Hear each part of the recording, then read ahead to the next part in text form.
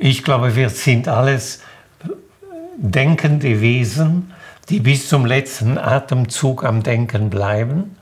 Und ich würde so sagen, bei vielen Objekten, die jetzt bei mir sind, oder auch bei vielen Büchern, die bei mir sind, da habe ich Ahnungen, Erfahrungen, aber ausgedacht und ausgesehen und imaginiert sind all diese Objekte noch nicht.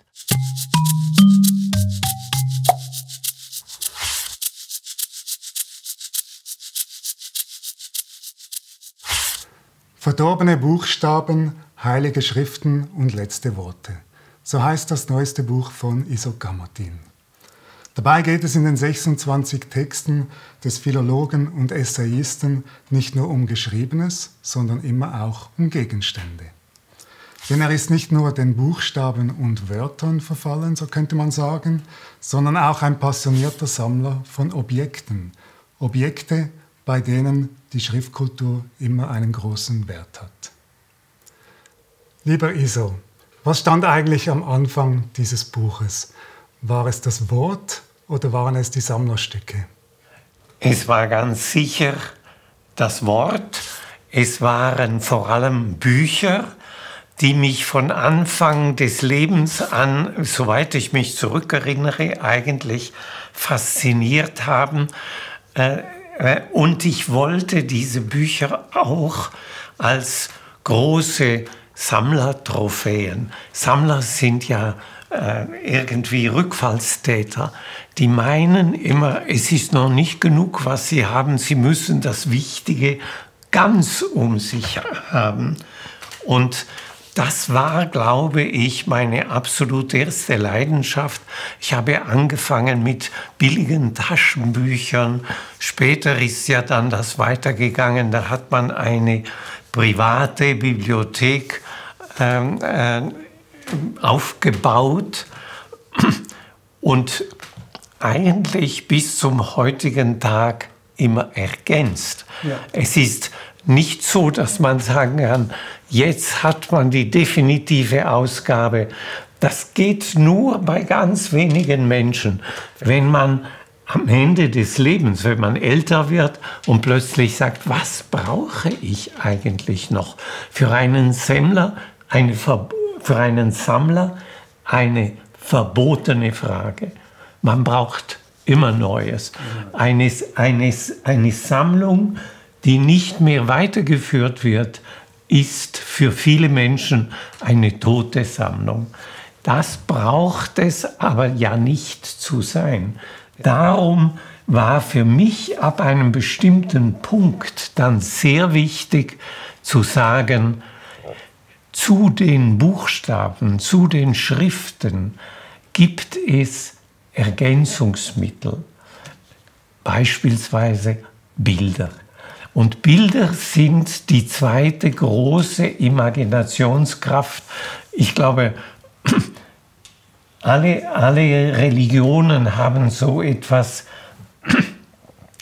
wie eine Schriftkultur auf der einen Seite, aber auch eine Bildkultur, die genauso wichtig ist. Bilder haben etwas an sich, wo man sagt, schau wieder drauf, vielleicht siehst du es heute anders, aber es bringt dir etwas näher als vielleicht nur die Wörter. Und darum diese Doppelstrategie. Und deshalb hast du auch aus deinem Sammler-Etat hast du 26 Objekte ausgesucht. In deiner Wohnung stehen und hängen unzählige Kunstwerke und religiöse Objekte. Und dort, wo keine zu finden sind, sind eben Bücher, wie du jetzt auch schon erwähnt hast. In deinem Buch heißt es, du und deine Frau hätten eine bescheidene Sammlung. Inwiefern ist diese bescheiden?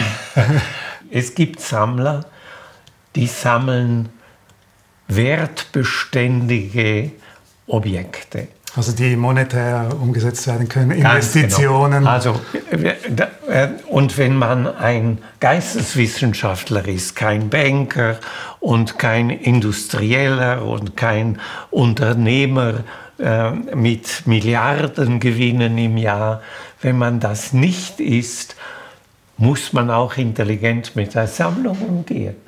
Und das heißt dann, was ist in deinem Reichbereich?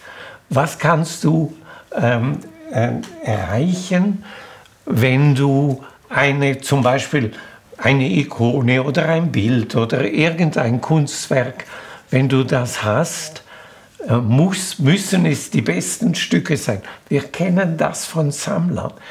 Die wollen ja tendenziell auch die besten Stücke haben. Und darum gibt es viele, die tauschen aus. Die tauschen ihr Leben lang um und sagen, ich habe zwar ein schönes Bild, das hat mir jahrelang gefallen, jetzt möchte ich es aber mit einem wertvolleren oder mit einem mir noch bedeutsameren ersetzen. Und das ist die gewisse Instabilität des Sammlers. Und diese Instabilität, wenn man eben es nicht nur als Wertangelegenheit und Wertsicherung betrachtet, sondern als eine Lebensfreude. Und die Sammeln muss eine ganz wichtige Partie der Lebensfreude sein, sonst hat es keinen Sinn. Schauen wir uns das doch gleich mal an Beispielen an. Wir werden nun 3 Objekte zeigen und ich bitte dich doch darum, etwas über sie zu erzählen und wieso du sie in die Sammlung aufgenommen hast. Ja. Als erstes ein sogenannter Würfelhocker. Ein Würfelhocker sind eigentlich eine ägyptische Erfindung. Und es geht um die Rolle der Schreibenden. Man kann in der ägyptischen Geschichte, gibt es ja, wie bei anderen Religionen ja auch, da fängt es relativ früh an, dass man sagt, wer schreiben kann, wer schriftenkundig ist, ist besser dran im Leben. Und er verdient auch Anerkennung.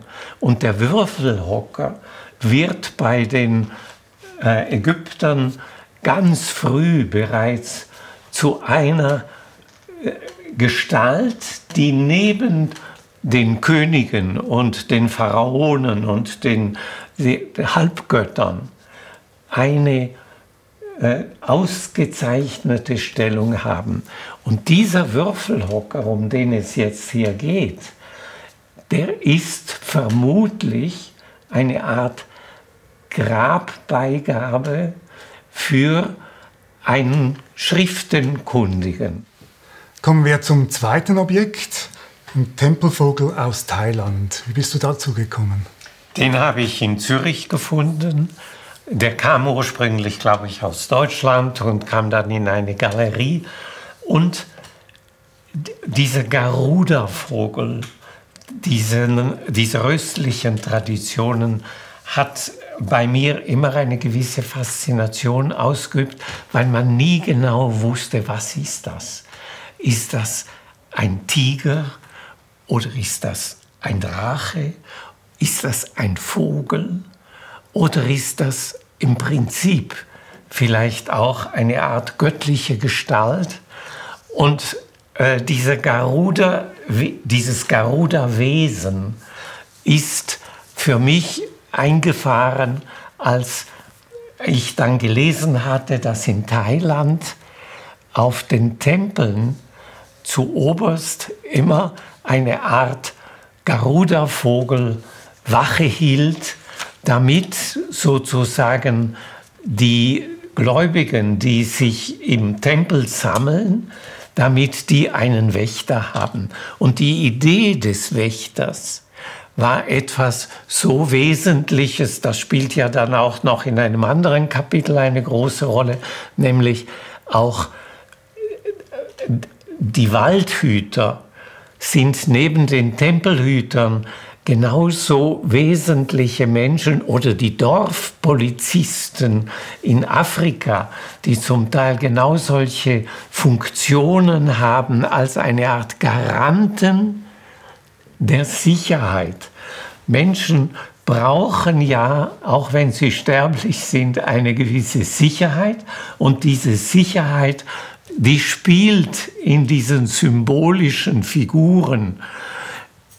Der Vogel ist ja natürlich eine zentrale Gestalt unserer Träume, nämlich eigentlich wollen wir alle auch fliegen können. In den Träumen können wir es, aber in Wirklichkeit sind wir schwer erdenfällig und schwer erdenbelastet und einfach sogar unsere Stimmen sind manchmal so, dass man denkt, die haben jetzt zu viel Erdenschwere auf sich. Und darum glaube ich, dass dieser Garuda-Vogel eine Art Befreiungssymbol ist.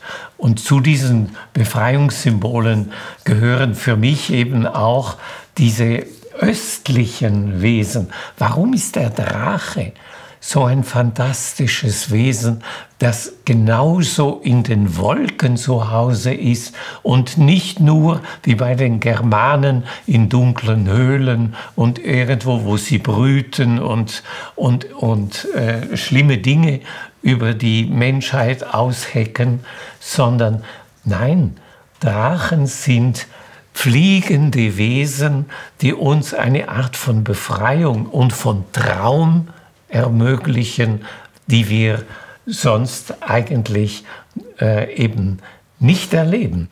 Zum letzten Objekt noch. Wir machen einen Sprung ins 21. Jahrhundert. Eine Ikone von der zeitgenössischen Künstlerin Rebecca Horn mit einer Würdigung an dich. Wie bist du dazu gekommen? Das ist das Schöne bei diesem Buch, dass man dort auch ein bisschen biografisch erzählen kann, wie man jemanden kennengelernt hat, wie das sich entwickelt hat. Und Rebecca Horn ist eine gute Freundin geworden seit vielen Jahren, seit wir uns getroffen haben. Und seither haben wir auch ein paar Projekte zusammen gemacht. Und das Entscheidende ist die Ikone jetzt. Sie hatte, als wir uns kennengelernt haben, hatte sie mir gesagt, sie habe eine spirituelle Seite, die mit Ikonen der Ostkirche viel zu tun hatte. Dann haben wir uns in Zürich getroffen und haben Ikonen gesucht, weil ich die gleiche Leidenschaft hatte. Und der Punkt, der wesentliche bei ihr war, dass ich am gleichen Tag, im gleichen Jahr, wie sie geboren sind, wir beide. Darum ist sie eine Art Zwillingsschwester von mir geworden und wir haben eine ganze Reihe von Projekten zusammen dann auch realisieren können. Es ist ja nicht so, dass du im Buch deine Sammlerstücke ausführlich interpretierst. Manchmal werden sie auch nur kurz erwähnt. Sind die Objekte so etwas wie deine Musen, die dich zum Schreiben inspirieren? Schon auch. Ich glaube, jedes Bild, das wir vor unseren Augen haben, muss eine Art Muse der guten oder der abschreckenden Art sein. Es gibt ja auch so vieles im Leben, was nicht so erfreulich und abschreckend ist. Und auch dafür gibt es die Katastrophenbilder der Barockzeit, gehören zu den schönsten, die es überhaupt gibt. Und wir wissen, dass auch schon im Mittelalter diese ganzen Unwesen, die von Malern dargestellt wurden, als eine Art von Ausgeburten einer höllischen Fantasie, Höllengestalten bei Bosch etwa und so weiter, das sind alles eigentlich fantastische Möglichkeiten, uns selbst mit dieser Welt abzufinden und in dieser Welt uns einzurichten. Zum Schluss noch, dir geht es um die Bedeutung der Objekte für das Verständnis von Geschichte und Gegenwart. Inwiefern können Sie dazu beitragen? Ich glaube, wir sind alles denkende Wesen, die bis zum letzten Atemzug am Denken bleiben. Und ich würde so sagen, bei vielen Objekten, die jetzt bei mir sind, oder auch bei vielen Büchern, die bei mir sind, da habe ich Ahnungen, Erfahrungen, aber ausgedacht und ausgesehen und imaginiert sind all diese Objekte noch nicht.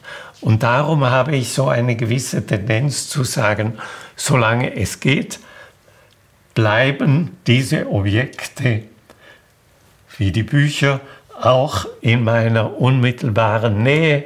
Dann kann ich, wenn ich morgen anders denke und anders empfinde als heute, und im Alter hat man keine Garantie, dass das von einem Tag zum anderen passieren kann, dann sind sie da und dann kann man darauf zurückgreifen und es vielleicht noch einmal ganz neu sehen.